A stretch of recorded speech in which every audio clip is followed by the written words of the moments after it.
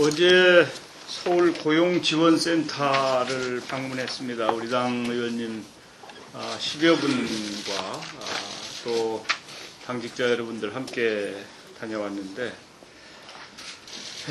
그 실직의 고통을 겪고 계시는 국민들께서 말씀하시는 걸 들으면서 눈시울을 적시지 않을 수 없는 절박한 상황이 전개되고 있었습니다.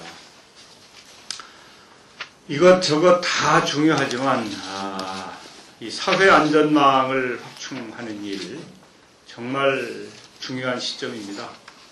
어떻게든지 일자리를 지켜내고 일자리를 새로 만들고 또 안되면 일자리를 나누어 가지기라도 해야 되는 절박한 순간이다. 이렇게 실업대책, 일자리 만들기 등등에 국가 예산을 투입하지 않으면 안 되는 상황에 도달했습니다. 우리 민주당은 좋은 정책을 만들어서 이렇게 고통받는 국민 여러분들의 고통을 조금이라도 덜어드리고 어떻게든지 이 위기를 잘 극복하고 다시 새롭게 희망을 갖고 출발할 수 있는 그런 상황을 만들기 위해서 최선의 노력을 다해야 되겠다라고 하는 그런 결심을 하고 돌아왔습니다. 우리 정책위원회를 중심으로 어떻게 하면 일자리를 제대로 만들고 또 지켜내고 나누어 가지고 또 실업자들에 대해서 어떻게 대책을 세우고 실업급여를 비롯한 실업대책 문제에 대해서 최선의 노력을 다할 것입니다. 우리 헌정질서가 중대한 위기를 맞고 있는 것 같습니다. 삼권 분립이 무너지고 권력기관 간의 견제와 균형이 완전히 깨지고 있는 그런 상황을 맞고 있습니다. 국회는 정권이 필요로 하는 악법을 만들고 있고 또 법원은 정권의 요구대로 판결을 하고 있고 검찰은 정권을 비판하는 사람들을 마구잡이로 잡아들이고 있고 언론은 정권의 요구에 따른 보도를 할 수밖에 없는 강요당하고 있는 그런 상황을 우리가 맞고 있습니다. 이명박 정권은 입법, 사법, 행정에 이어 언론까지 장악하고 있는 것입니다. 국회가 완전히 청부입법처로 전락을 했고 국회의 권위를 지키고 중립성을 유지해야 할 국회의장은 여당인 한나라당의 심부름꾼으로 전락한 처참한 상황이 되어버렸습니다. 검찰은 형평성을 완전히 잃었습니다. 여와 야에 들이대는 잣대가 다릅니다.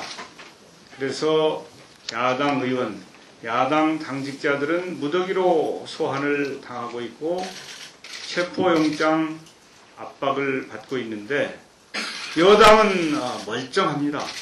그리고 분명히 여당이 원인을 제공해서 문제가 생겼음에도 불구하고 그것은 감춰둔 채 야당에게만 책임을 추궁하는 참으로 한심한 상황이 전개되고 있습니다.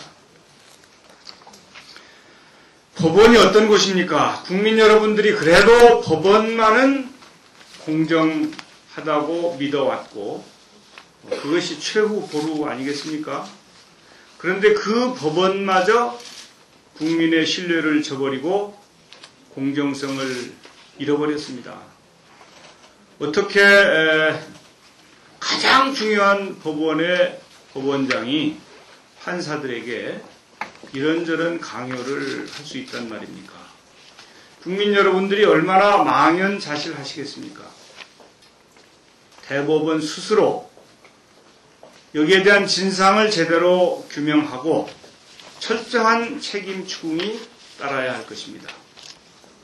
신영철 대법관은 스스로 거취를 결정하는 것이 옳습니다.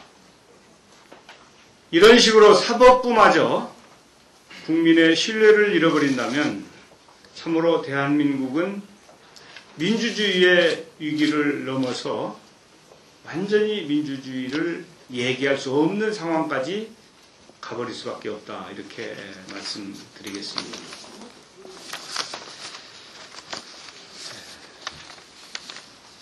방통위가 MBC에 대해서 그리고 PD수첩에 대해서 문제 제기를 했다는 보도가 있었습니다.